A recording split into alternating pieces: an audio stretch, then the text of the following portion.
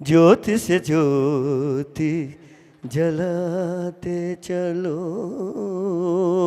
ज्योति से ज्योति जलाते चलो।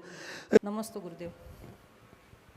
शुद्धात्मा का श्रद्धान होगा, निज आत्मा तब भगवान होगा। निज में निज पर में परभासक सम्यक ज्ञान होगा। शुद्धात्मा का श्रद्धान होगा, निज आत्मा तब भगवान होगा।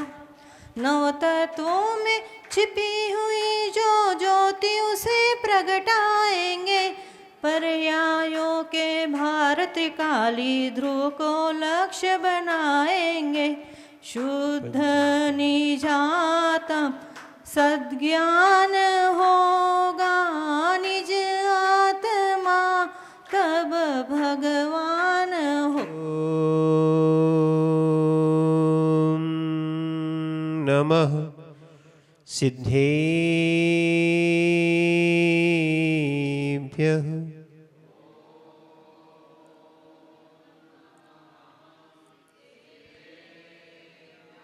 ओम नमः सिद्धेभ्यः।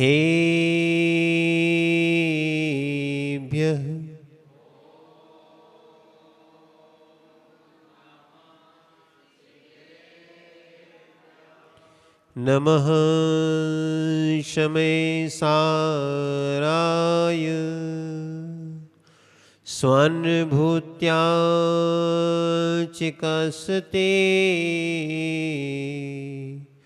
चिस्वभावाय भावाय सर्वभावान्तरक्षते। नमो अर्हन्ताणं नमो सिद्धाणं नमो आयर्याणं नमो अज्जायाणं नमो लोहे सव्यसाहुणम्। कुन्दने वर्णे धवलगति सम्यक जिनका धाम। ऐसे गुरु विरागी को सत्सत्य बारु प्रणाम, सत्सत्य बारु प्रणाम, सत्सत्य बारु प्रणाम। जय बोलिए अनंतानंद सिद्ध परमेष्ठी भगवाने की। देवादिदेव एक हजार से ऋषभदेव भगवाने की। देवादिदेव एक हजार से चिंतामणि पार्श्वनाथ भगवाने की। देवादिदेव एक हजार से भगवान महावीर स्वामी की। परम पूज्य आचार्य भगवान कुंद कुंद स्वामी की। परम पूज्य आचार्य भगवान आदिसागर जी महामुनिराज जी की। परम पूज्य वात्सल्य दिवाकर आचार्य भगवान विमल सागर जी महाराज जी की। परम पूज्य आचार्य भगवान समाधि सम्राट गणाचार्य गुरुवर विराग सागर जी महाराज जी की। परम पूज्य आचार्य भगवान भट्टाचार्य विशुद्ध सागर जी महाराज जी की। अहिंसामय जैन धर्म की।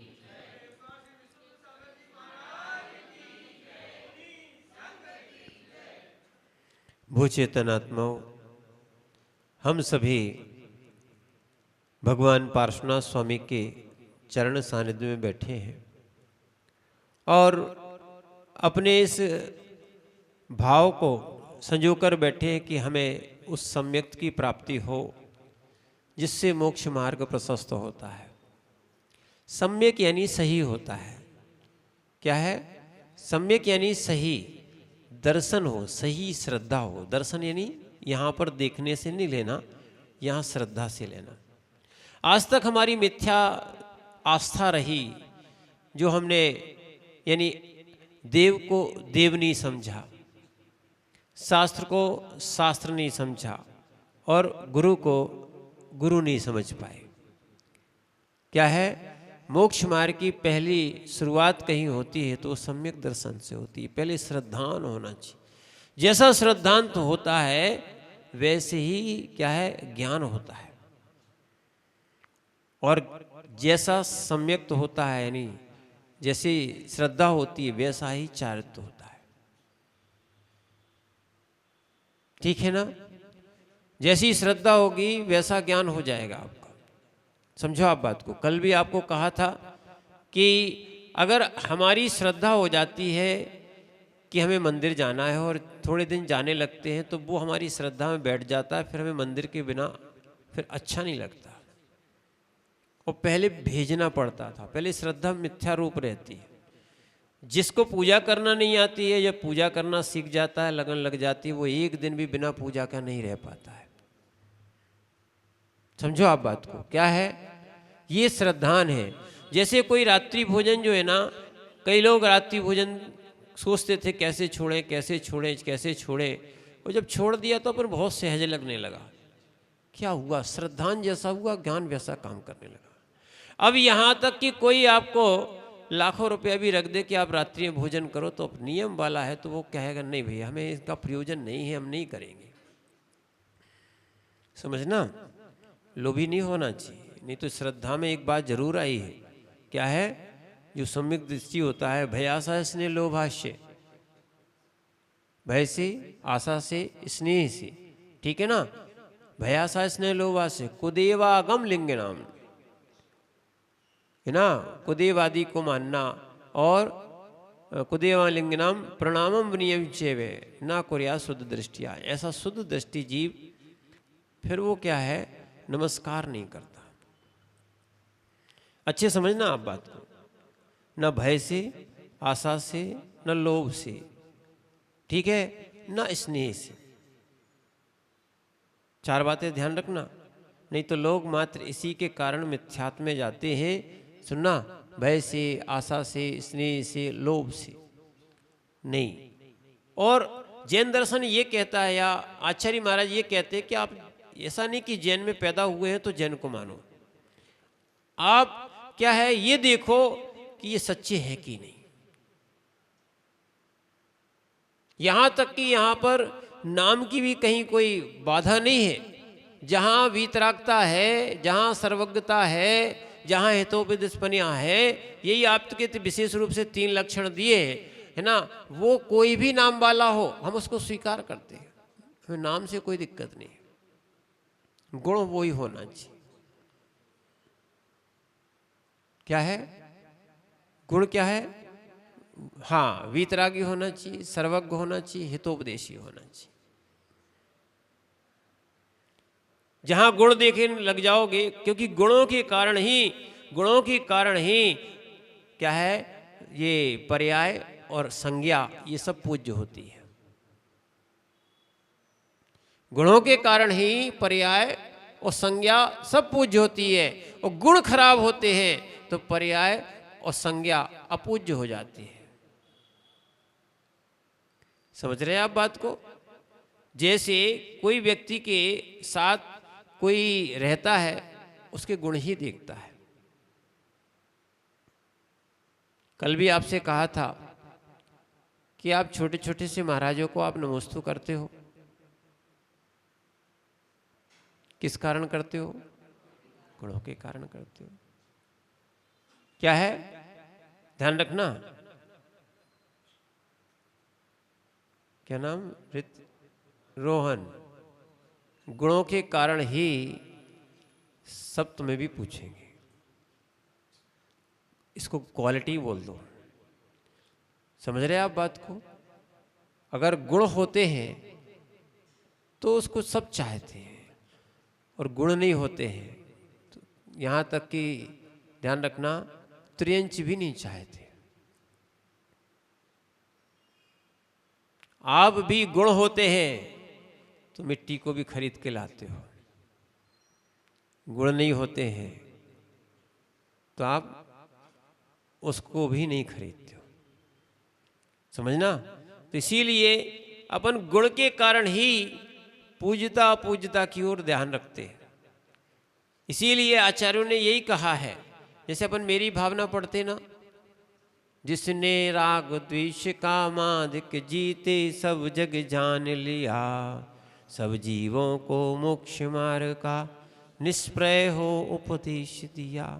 अब इतना जिसमें है, बौद्ध भीर जिन हर हर ब्रह्मा, या उसको स्वाधीन कहो। अब कोई भी नाम बोल सकते हो, कोई दिक्कत नहीं है। क्या है, आप कोई भी संज्ञा रख सकते हो, कोई दिक्कत नहीं। बहुत सी उपाधियां आ जाती हैं, बहुत सी संज्ञाएं आ जाती हैं, वो गुणों के कारण आती हैं। किसके कारण आती हैं? गुणों के कारण आती। गुण पूज्य होते हैं। क्या पूज्य होते हैं? इसलिए हमें गुण बनाना चाहिए। और अपन भगवान के पास इसलिए ही जाते हैं, तत्वार सूत्र के मंगलाचरण में ही कहा है, वंदे तद्गुण लब्धि। हम वंदना भी कर रहे भगवान, क्या है, हम ऐसी वंदना थोड़ी करते हैं। वंदना करने वाला ये चाहता है कि भगवान मैं वंदना कर रहा हूँ कि मेरे अवगुण समाप्त हो जाएं, और जो आपके पास गुण है या आप जैसे गुण हैं वो हमें प्राप्त हो जाए। वंदे तद्गुण लब्धे, गुणों की प्राप्ति के लिए वंदना है। समझ रहे हैं आप बात को? तो आज अपन जो है नाम को ना देखें, पर्याय को ना देखें, जाति को ना देखें, और भी चीजों का मद भी ना करें। अभी आगे आने वाले हैं, समझना। गुणों को देखें। किसको देखें? गुणों को देखें। और इन्हीं गुणों के कारण बहुत सारे दर्शनों ने यह स्वीकार किया है कि गुण ही पूज्य होते हैं। क्या है? गुण ही पूज्य होते हैं, ध्यान रखना। इसीलिए उन्होंने लिख दिया है, जात ना पूछो साधु की, पूछ लीजिए ज्ञान। समझ रहे आप बात को? उन्होंने दूसरे उद्देश्य को लेके बोला है, यानी वहां भी उन्होंने गुण का वर्णन किया है।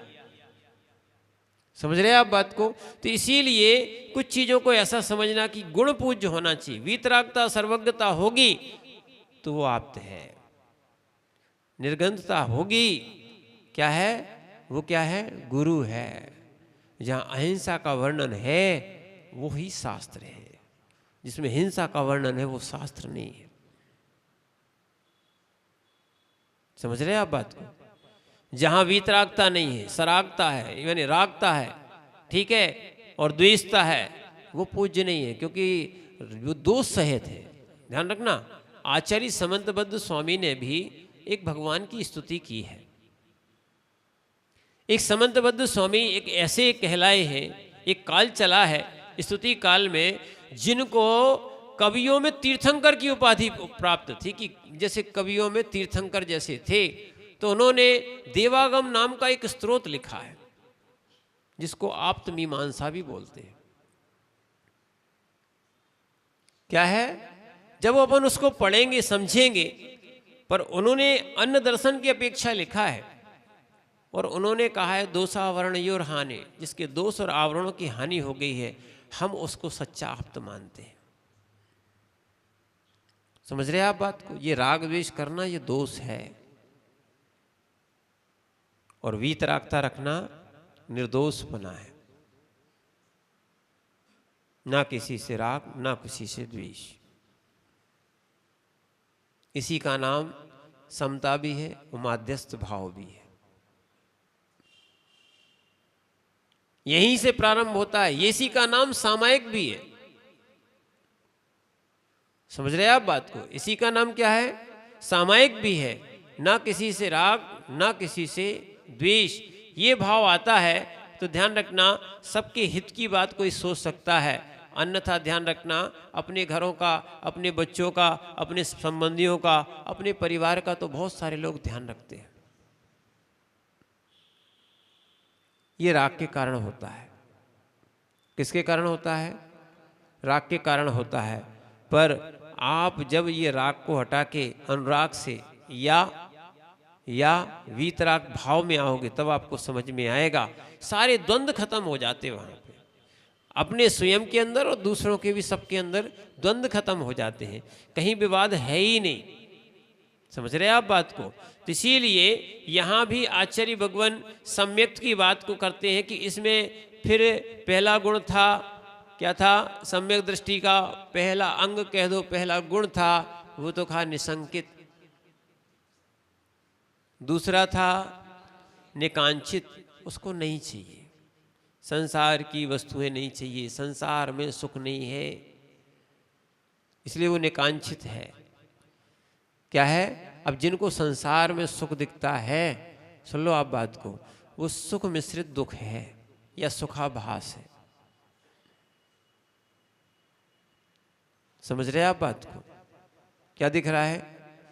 इसीलिए अभी आप बोल रहे थे ना संचालक भैया कि हम तो सरागे जीव हैं। क्या है भैया? थोड़े से बीतरागी आपको बनना ही पड़ेगा, या थोड़ा बीतरागता का अनुराग होना चाहिए, वो गुण आना चाहिए।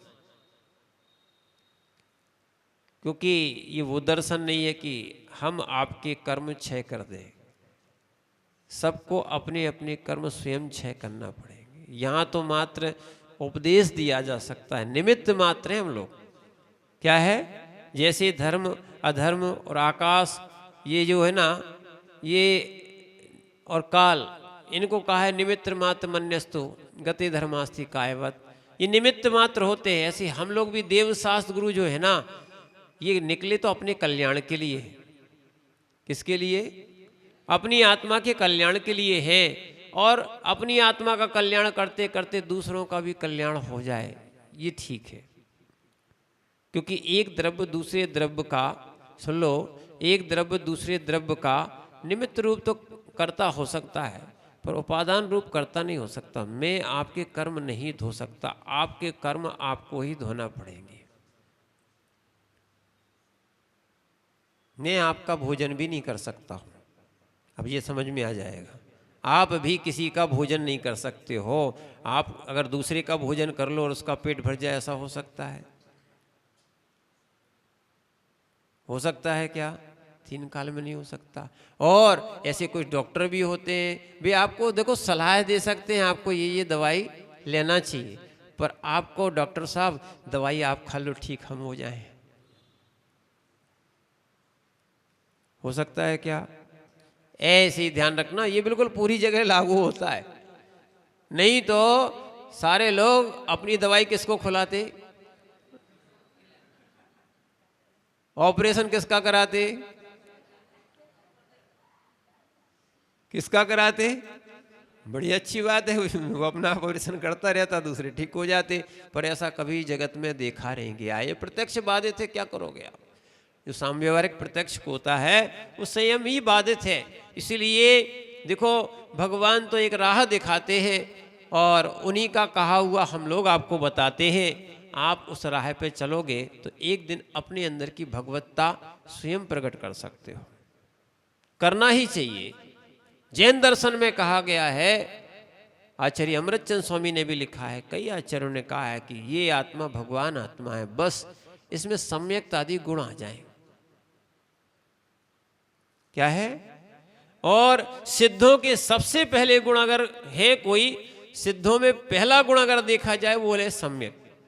अपन जब भी सिद्ध भक्ति पढ़ते, सम्मतणाण दंसण, ये गुण है, गुण। और सम्यक तो नहीं होना दोष है। समझ रहे ना? तो दूसरा क्या है? निकांक्षित, कि हमें संसार की वस्तुओं की कांक्षा नहीं होना चाहिए।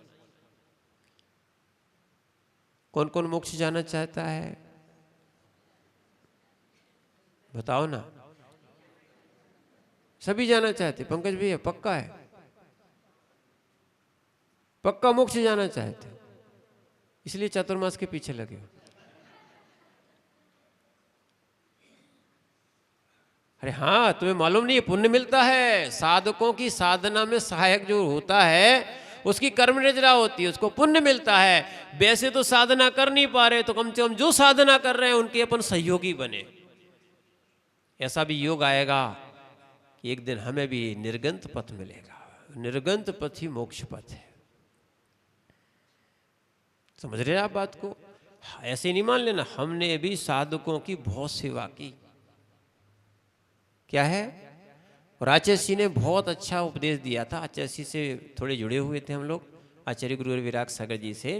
तो आचार्य जी बोले कि जो भी साधु आए उसके पास जाना, बैठना है ना, और नमोकार मंत्र पढ़ना 9 बार, और उसके बाद उनकी सेवा भी करना, सुबह सुबह रोज वंदना करना। उनने सिखाया था हम लोग को जब हम लोग बिहार में उनके साथ में थे।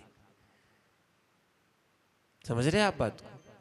तो हम लोग के नगर में जहाँ भी जब भी जो साधु आता है, बस अपन तो पिछी कमंडल देखते थे। साधु यानी चाहे माता जी हो, चाहे महाराज जी हो, चाहे एलक जी हो, चाहे छुल्लक जी हो, हम लोग बहुत सेवा करते थे,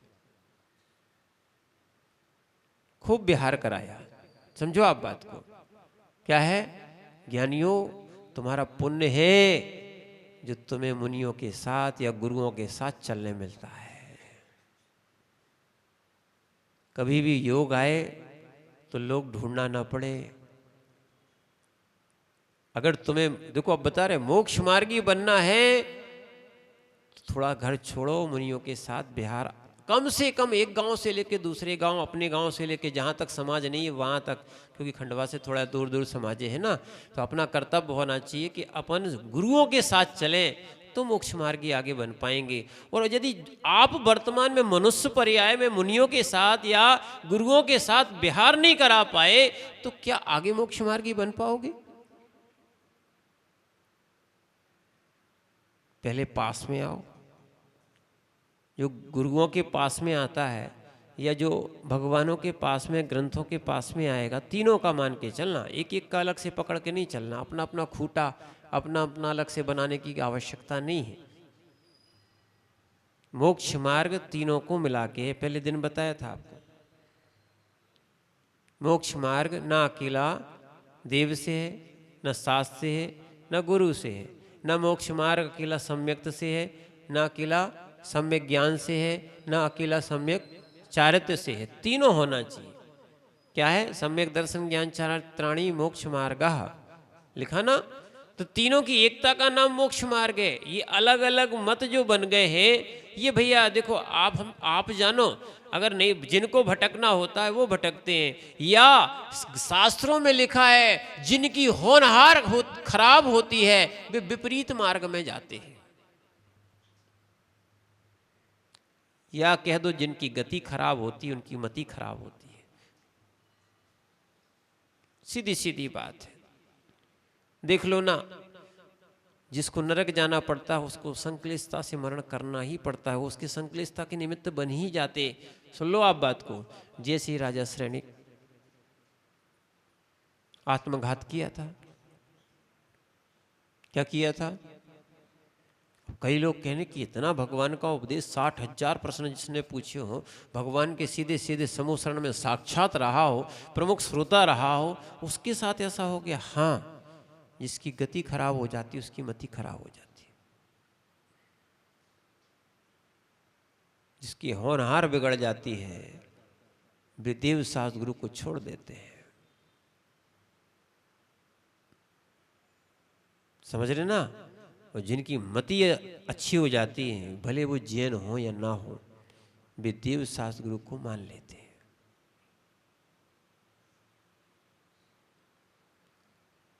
समझ रहे आप बात को? तो क्या है? देव शास्त्र गुरु को मानना ही मोक्ष मार्ग है। और उसके लिए आपको ध्यान रखना, निर्विचिकित्सा अंग बताया था। हमें ग्लानि नहीं करना चाहिए। क्या नहीं करना चाहिए? ग्लानि नहीं करना चाहिए। मल से भी ग्लानि नहीं करो। जिसका जो स्वभाव है सो है। देखो, दुर्गंधित चीज दुर्गंध देगी और सुगंधित चीज सुगंध देगी। स्वभाव है उसका। समझ रहे आप? क्या है? उसको भी जीतने का प्रयास करो आप। जब वो अपना स्वभाव नहीं छोड़ता तो जीव अपना स्वभाव क्यों छोड़ देता है? हम अभी आज तक अपने स्वभाव को प्राप्त नहीं हुए।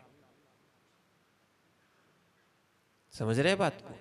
इसलिए अपने स्वभाव को प्राप्त हो, विभाव रूप ना जाए, तो अपन ग्लानि करना बंद करें।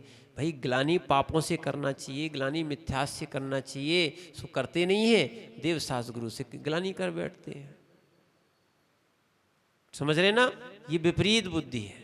तो इसीलिए रोगी भी क्यों ना हो, सुनना क्या है, अगर कोई रोगी भी साधक क्यों ना हो, उससे भी ग्लानि नहीं करना। नहीं तो ध्यान रखना, जिसके मल में राग होता है उसका मल भी ग्लानि कारक नहीं होता है। और राग की महिमा क्या कहें, शास्त्रों तक में लिखी है कि मुंह का झूठा पान दूसरे ने खा लिया।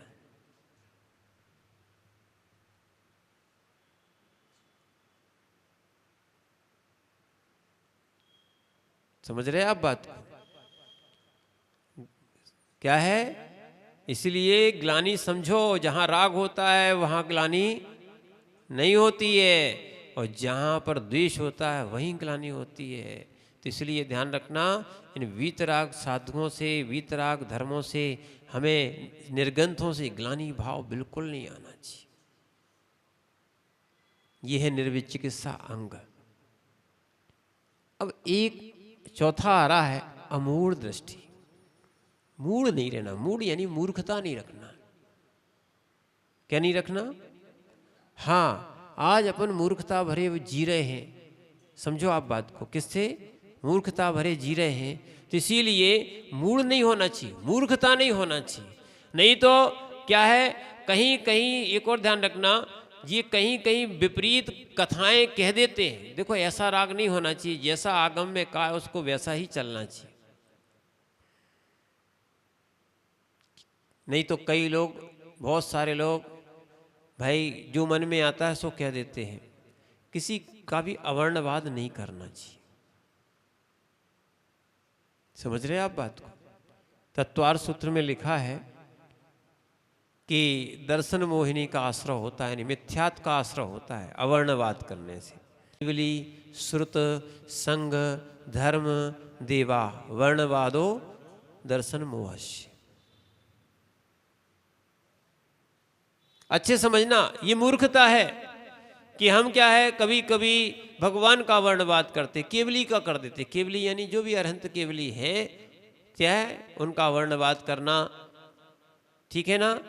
तो वो केवली का वर्णवाद हो गया। विपरीत बिल्कुल नहीं बोलना चाहिए। केवली श्रुत सुनना, हर बात को आप श्रुत नहीं बनाना, या हर बात को शास्त्र नहीं बनाना। जो केवली के द्वारा कही गई है और जिसमें अहिंसा का वर्णन हो, वो ही श्रुत है। समझ रहे आप बात को? और एक और ध्यान रखना, नहीं तो बहुत सारे लोग ये भी कहते हैं अच्छी बात कहीं मिलती है तो ग्रहण कर लेना चाहिए, पर पता कर लेना चाहिए कि वो वास्तविकता में क्या है, सम्यक है कि मिथ्या है। समझ रहे आप बात को? शास्त्र वही है जिसमें मिथ्यात्व निकल जाए या जिसमें अहिंसा का वर्णन हो।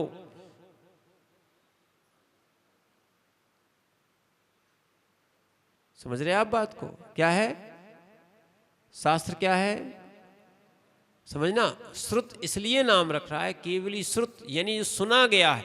भगवान ने कहा है, गणधर ने सुना है, और उसी को लिपिबद्ध मुनियों ने किया है। सुना गया, इसलिए क्या हो गया उसका नाम? श्रुत। केवली का, श्रुत का, ठीक है।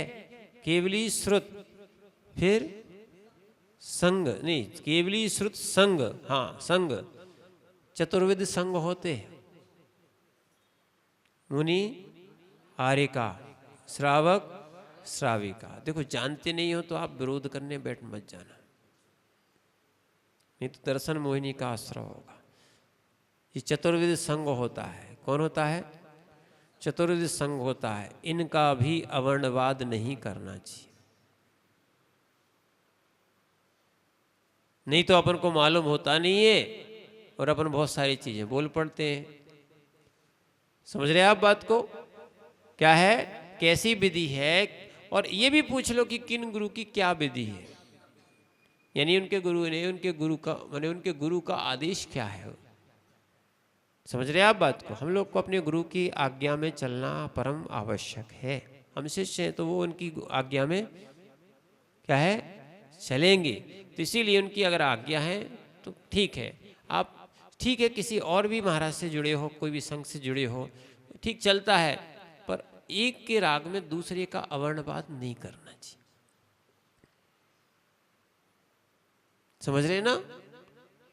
क्या है, एक के राग में दूसरे का वर्णवाद नहीं करना चाहिए। ये राग है, ये कोई धर्म या वीतरागता नहीं है।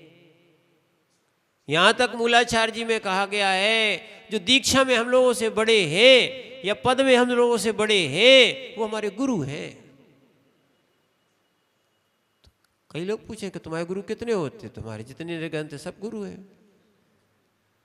हम लोग की बात कर रहे हैं आपसे, तो सब गुरु हैं। तो बोले ऐसे कैसे मानोगे? हाँ, हमारा प्रायश्चित और दीक्षा देने वाले और प्रायश्चित देने वाले गुरु एक है, सबसे लेते नहीं। किससे लेते? निर्देशन करने वाला गुरु एक है, पर बाकी क्या है? पूज्यता की दृष्टि से सब गुरु है। यहाँ तक कि आचार्य महाराज, शायद वो आपने जबलपुर प्रवेश का वो देखा हो, क्या है, वीडियो आदि देखा हो। हम लोग भी जब गुरु जी को नमस्कार करते हैं, ठीक है, जब मिलते हैं तो गुरु जी आशीर्वाद भी देते हैं और प्रति नमोस्तु भी करते हैं।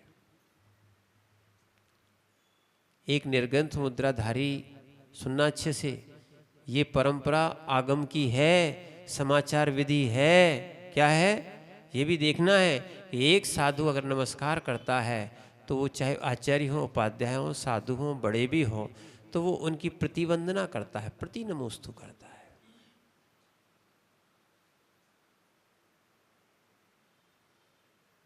समझ रहे हैं आप बात को? ये क्या है? हाँ, उनके शिष्य हैं, आशीर्वाद भी देते हैं, पर क्या है? समाचार विधि का पालन करना चाहिए। निर्ग्रंथ मुद्रा, देखो हमने आपसे पहले ही कहा था, वे पुण्यशाली हैं जिनको जिन जैसे गुरु मिले हैं। क्या है? ये निर्ग्रंथ मुद्रा जो है ना, हम लोगों की मुद्रा नहीं है, मेरी मुद्रा नहीं है, ये अरहंत की मुद्रा मुझे प्राप्त हुई है। और एक कैलाश भैया जीवंत प्रश्न सुनो आप। एक घटना है आचार्य भगवान विराग सागर जी महाराज गुरुदेव की, कि जब आचार्य भगवान विमल सागर जी वो अपने गुरुदेव के पास, यानी मुनि विराग सागर जी महाराज जब भिंड से चल के जब सोनागिर में अपने गुरुदेव से मिलने जा रहे थे, इनके दर्शनों के लिए जा रहे थे, क्षेत्र की वंदना के लिए जा रहे थे, ध्यान रखना, उस समय आचार्य भगवान विमल सागर जी महाराज को पता लगा कि मुनि विराग सागर जी आ रहे हैं। ध्यान रखना, वे गुरु जी जिन्होंने, आचार्य विमल सागर जी ने जिन्होंने क्या है, विराग सागर जी को दीक्षा दी थी, अपने शिष्य को लेने के लिए वो पहुंच गए। अचानक क्या हुआ, साथ में जो साधु आचार्य के थे, यानी मुनि विराग सागर जी महाराज के थे, उनका स्वास्थ्य बिगड़ गया, उन्होंने उपवास आदि किए थे, स्वास्थ्य बिगड़ गया, तो उस दिन वो नहीं पहुंच पाए। उनको आचार्य को पता लगा, यानी हम लोग तो आचार्य ही बोलते इसलिए क्योंकि वो बार बार निकलता है, तो आचार्य विराग सागर जी को पता लगा कि आचार्य आए थे लेने के लिए, अपन नहीं पहुंच पाए, तो बड़ा उनको अच्छा नहीं लगा। दूसरे दिन आचार्य फिर वहाँ से चले, तो आचार्य दूसरे दिन भी लेने पहुंच गए। कौन? विमल सागर जी महाराज, इनको वात्सल्य दिवाकर कहा जाता था।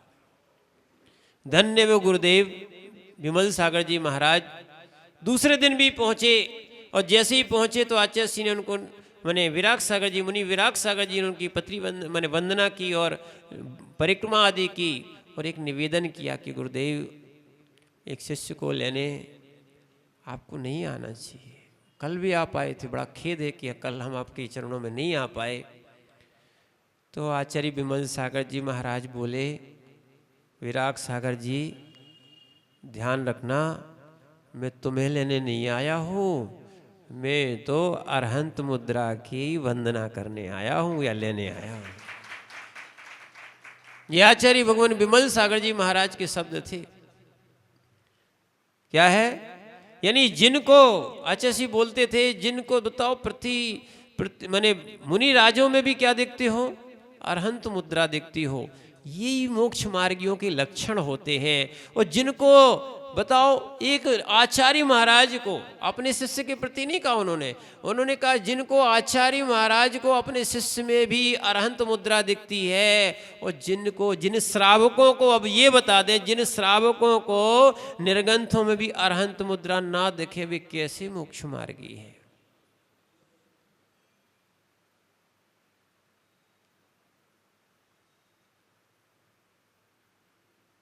विचार कर लो आप। जिनको एक एक इंद्री में भगवान आत्मा दिखती है, तो क्या ये बताओ ये मुनिराजों में शैतान आत्मा है? बताओ, हम लोगों ने कौन सा पाप कर लिया है भाई कि हम लोग को देखते ही साथ लोग भाग जाते हैं? ऐसी सम्यक दृष्टि कहाँ है बताओ?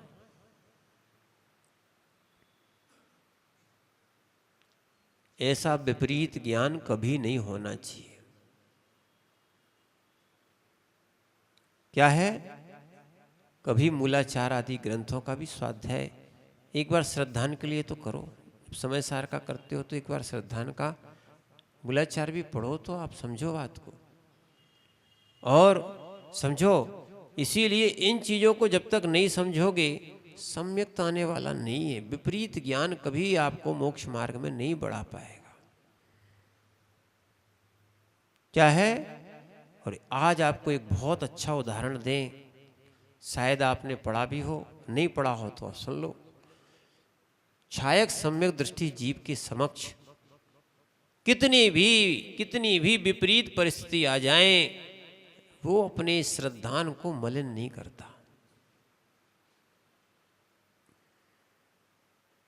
छायक सम्यक दृष्टि जिसको प्राप्त हो गया, यानी जिसकी श्रद्धा बिल्कुल निर्मल हो चुकी है, जिसको छायक सम्यक्त हो गया हो, वो ही मोक्ष मार्गी, पक्का मोक्ष मार्गी तो वही होता है। छायक सम्यक दृष्टि जीव, सुनना, अधिक से अधिक 4 भाव तक संसार में रहेगा, इससे ज्यादा वो उल्लंघन कर ही नहीं सकता।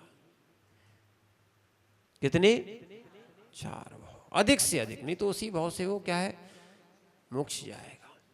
इसलिए श्रद्धा दृढ़ होना चाहिए। जैसे छायक सम्यक दर्शन की होती है ना, वैसे जब तक श्रद्धा को दृढ़ नहीं बनाओगे तब तक आपको छायक सम्यक तो होगा कैसे?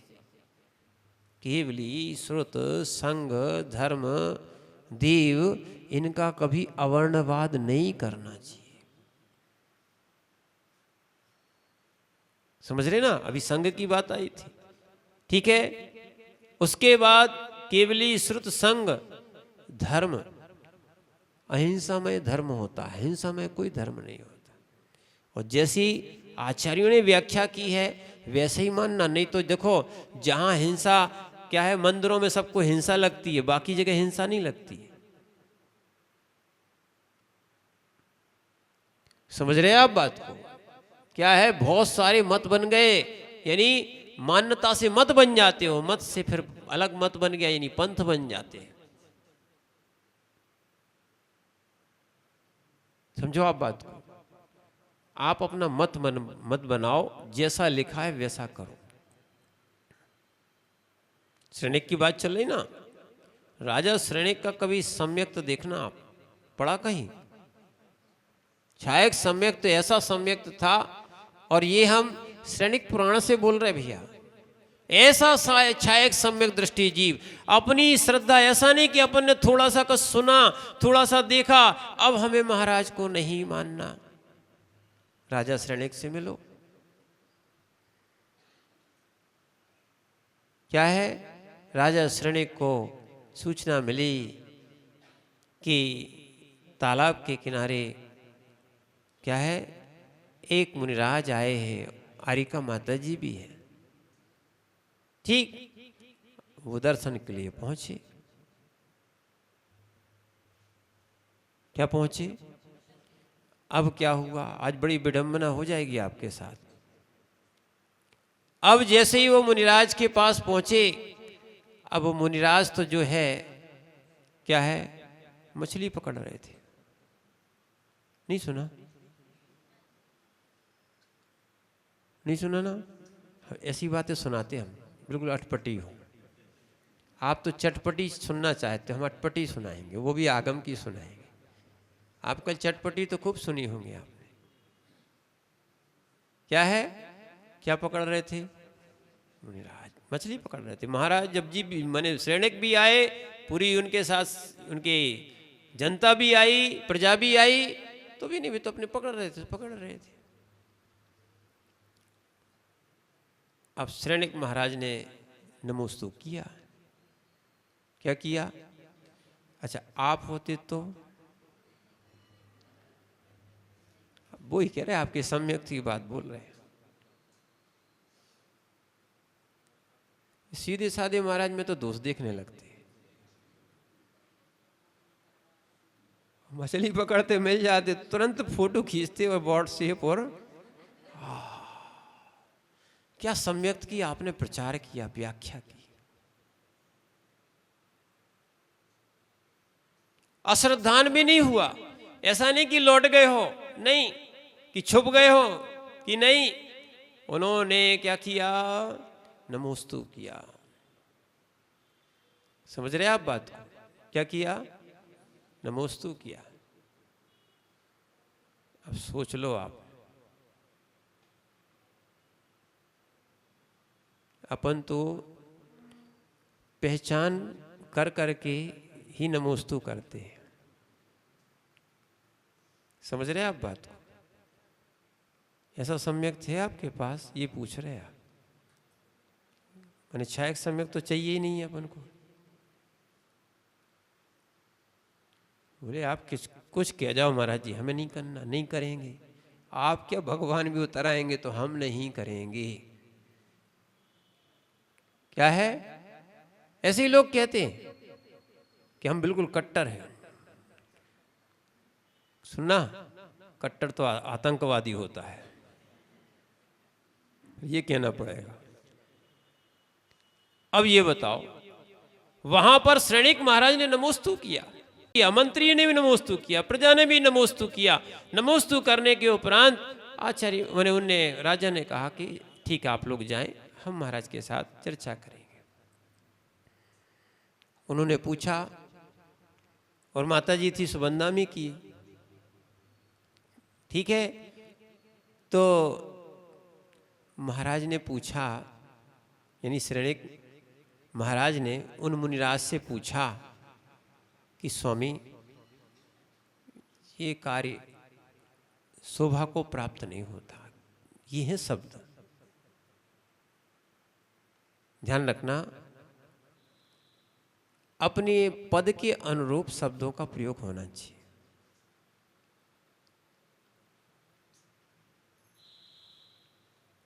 घर में माता पिता आप हो ना, अपने पद के अनुरूप शब्दों का प्रयोग होना चाहिए। क्या है? इस सीरियल और चीज़ों को देखकर अपने शब्दों को थोड़ा सा संतुलित करें तो बहुत अच्छा रहेगा। यही तो पुरुषार्थ है। उन्होंने कहा, स्वामी क्या है, ये कार्य आपको शोभा को प्राप्त नहीं होता। तो महाराज बोले, राजन, माता जी को दोहला हुआ है। क्या हुआ है? नहीं आया समझ में? माता जी गर्भवती हैं, उनको दोहला हुआ है। क्या हुआ है? मछली खाने का, इसलिए पकड़ रहे हैं।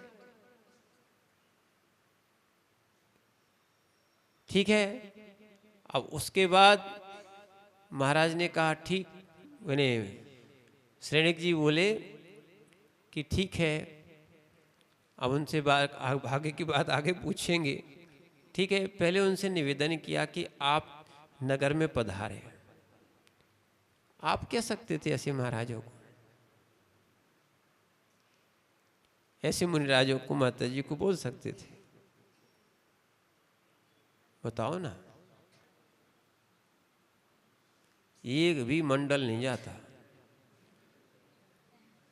कैलाश जी को तो पहले ही धक्का दे देते। समझो आप बात, कोई लाता क्या?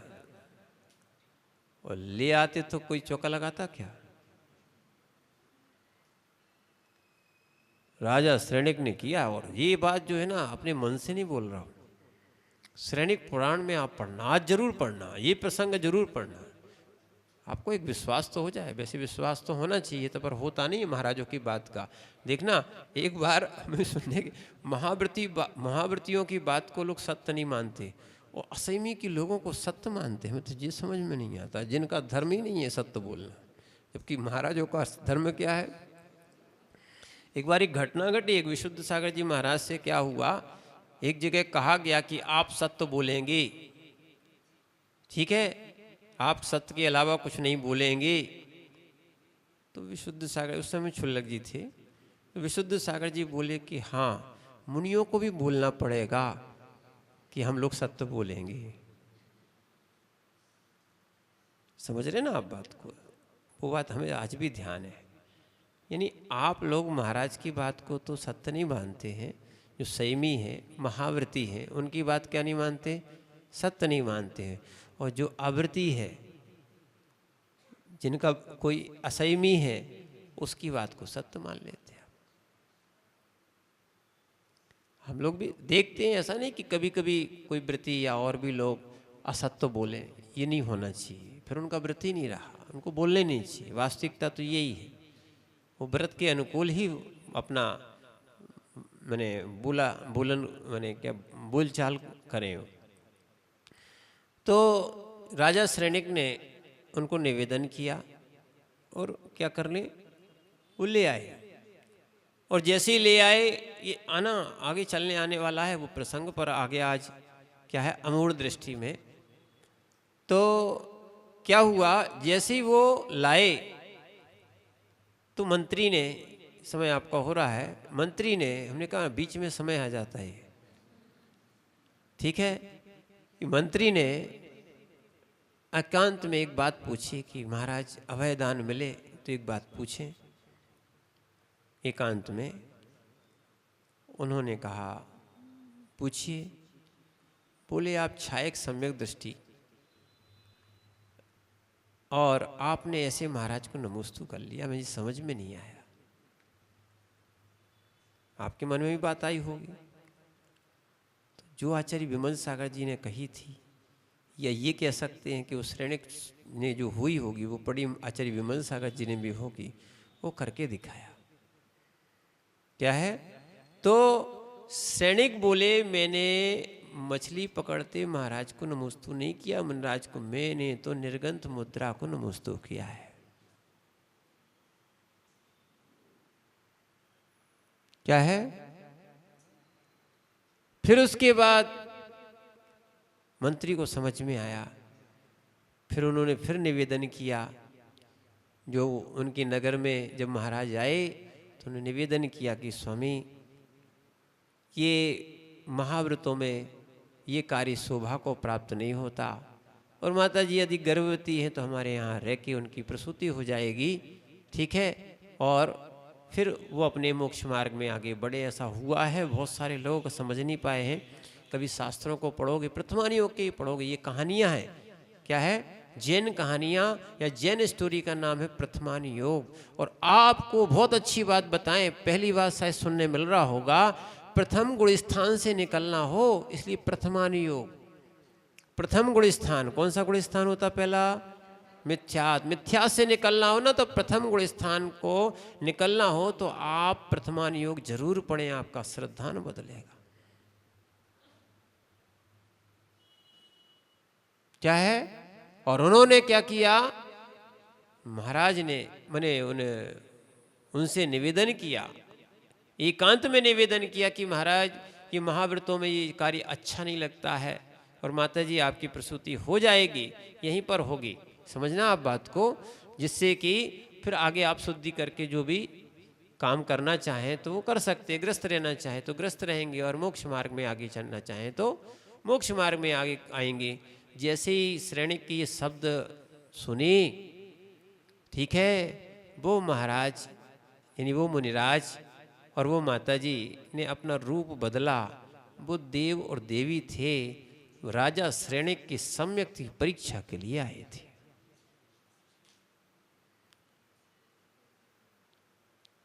क्या लेने आए थे?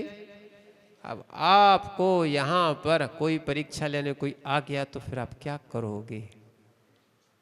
परीक्षा तो हम लोग वैसे ही ले ही लेते हैं, देख ही लेते हैं। अब कैसे माने आप सम्यक दृष्टि हो?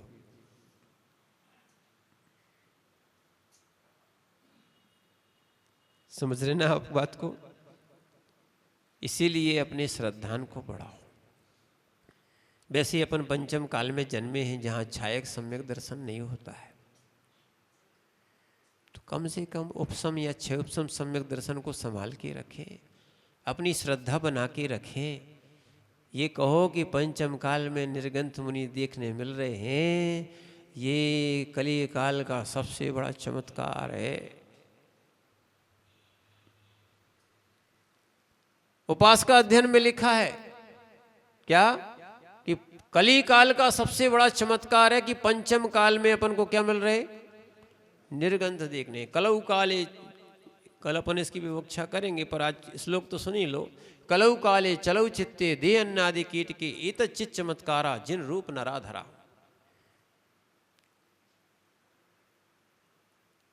क्या है इस कली काल, कलऊ काले चलऊ चित्ते, जहाँ कली काल है, जहाँ पे चित्त चलायमान है ना, देह अन्य का कीड़ा बना हुआ है। अगर कोई चमत्कार है तो जिन मनुष्यों ने निर्गंथ रूप को धारण किया है, ये कली काल का सबसे बड़ा चमत्कार है।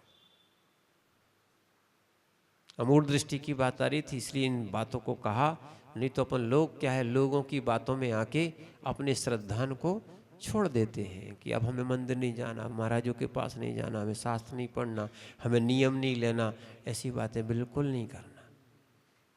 जिनका चारित्र मोह कर्म का उदय आता है, ये कहें वो ऐसे ही विपरीत धारणाओं को धारण कर लेते हैं, या जिनका उदय चल रहा होता है वो ये बातें सुनते रहते हैं और उनकी दूसरी अच्छी बातें या सम्यक्त की बातें मानते ही नहीं हैं।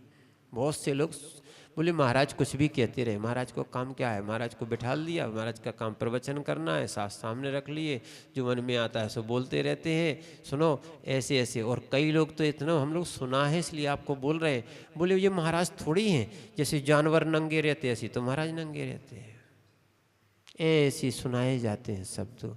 कोई कपड़े उतारने से थोड़ी महाराज बन जाता है, यानी महाराज नहीं मुनिराज बन जाते हैं। हे ज्ञानियों, ऐसी विपरीत धारणा मत रखो, समझ रहे ना। सम्यक्त को अंगीकार करो, श्रद्धा को बनाओ। क्या बनाओ? श्रद्धा को बनाने का प्रयास करो। ऐसी मिथ्या बातों में नहीं आओ कि पंचम काल में मुनिराज नहीं होते। सुन लो, जो सदा सुखदास जी का रत्नकंड श्रावकाचार्य है, मंदिर में रखे होंगे, पढ़ रहे होंगे आप लोग। उसमें लिखा है कि पंचम काल में मुनिराज नहीं होते। एक लाइन देखी हमने अभी बीच कहीं पे, एक भेंट किया था ऐसे ही शास्त्र, जैसे आप लोग आते हो शास्त्र भेंट किया, उसको ऐसे ही खोला तो उसमें ही महाराज को मिल गया, वो बता रहे थे। तो ऐसे शास्त्रों को बिल्कुल नहीं पढ़ना चाहिए। कभी रत्नकंड श्रावकाचार्य में कहीं नहीं लिखा कि पंचम काल में मुनिराज नहीं होते, पर व्याख्याकार ने क्या किया, अपना माल मिला दिया। वीरेंद्र भाई बदल नहीं जाना, नहीं तो क्या बोल रहे? हाँ सेठी जी संभाल के रखना। क्या है, थोड़ा आवश्यक है, नहीं तो अपन कुछ ऐसे ग्रंथ, और फिर पढ़ने के बाद क्या होता है, हमने तो ग्रंथ में पढ़ा, हाँ मानते हैं, पर आपकी ग्रंथ की प्रमाणिकता भी तो होना चाहिए। किसने लिखा, किस आधार से उनने वहां पर बोला।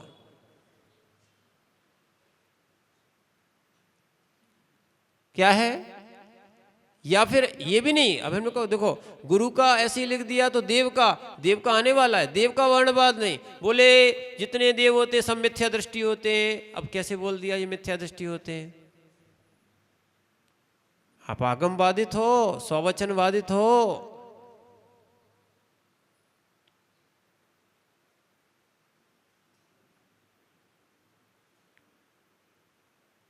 अरे अपन को तो सम्यक्त प्राप्त करने में 8 वर्ष अंतर्मुहूर्त लगेगा, यानी जब तक अपन बड़े नहीं हो जाएंगे 8 साल के, तब तक सम्यक्त प्राप्त नहीं कर सकते। देव तो अंतर्मुहूर्त में कर लेते। हमने आपसे पूछा था, एक दिन पूछा था ना कि सम्यक्त कहाँ कहाँ होता है, पूछा था ना, याद है कि नहीं? एक और ध्यान रखना, थोड़ी सी आप जो हम बोले प्रवचन, थोड़ी सी उपयोग के साथ बैठना, बहुत आगम बताया जाएगा, स्मृति भी आप रखना। अच्छा, सम्यक्त किस किस गति में होता है, बोलो ना, बताया था ना, और प्रमाण दे रहे आपको। हाँ, जो हमसे बोले तो हम प्रमाण भी देंगे, और जो हम पूछें उससे तो उसको भी प्रमाण देना पड़ेगा भाई। सम्यक्त किस किस गति में होता है? चारों गतियों में होता है। किस में होता है? चारों गतियों में होता है, ठीक है ना। अब सबको मिथ्या दृष्टि नहीं बोल सकते आप।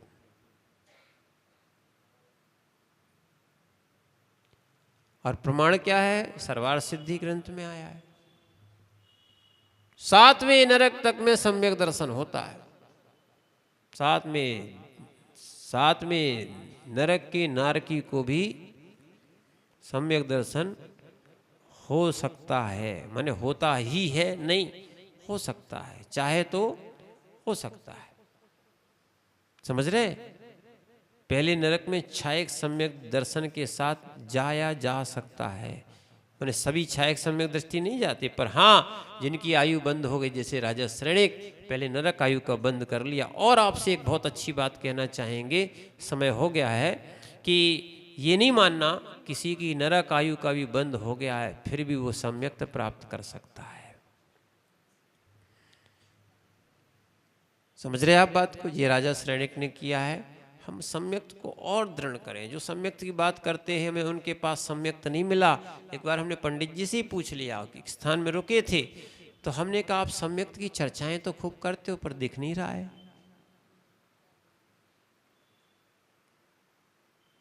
क्या है? एक स्थान में रुके थे हम लोग, तो पंडित जी आए, बोले पंडित जी हैं? हमने कहा हाँ। बोले वीर सागर जी हैं। ठीक है, उनका नाम वीर सागर था, दिल्ली में रहते होंगे, हमने नाम सुना था उनका। क्या है, पुस्तकों में एक दो जगह नाम आया था, वीर सागर का नाम आया था। हमने कहा अच्छा, वीर सागर नाम के पंडित जी भी हैं माने? तो वो सामने ही थे कि वो वीर सागर जी हैं। तो हमने उनसे कहा सम्यक्त की चर्चाएं तो आप बहुत करते हो पर दिख कहाँ रहा? तो बोले अज्ञान में हैं लोग, खुद बोले थे वो। अभी भोपाल आ रहे थे, उसकी समय की बात है। तो कहने का अर्थ यही है कि हम लोग को भी बहुत सारे लोग मिले हैं, जानते भी हैं, पर कम से कम ये विपरीत मान्यता नहीं रखना चाहिए। अपन उसको समझें, वास्तविकता में अपन ऐसे मिथ्यात्व में ना रहे जिससे कि अपन का काल पूरा ऐसा ही निकल जाए। थोड़ी सी आयु मिली है, अगर चारित्र धारण नहीं कर पा रहे तो कम से कम श्रद्धा नहीं कर ले। करना तो चारित्र चाहिए था, तो इसलिए अपन श्रद्धा न करें, जिससे हमारा, जब हम तो ये कहते हैं 7वें नरक का नारकी जब सम्यक दृष्टि बन सकता है तो अपन क्यों नहीं बन सकते? सम्यक दर्शन के लिए क्या करना पड़ता? सम्यक दर्शन कोई हुआ नहीं है। क्या नहीं है? मात्र श्रद्धा समीचीन करना, अच्छी करना पड़ती। ठीक है ना? उस पर अपन और सुनेंगे। ओम नमः सिद्धेभ्यो।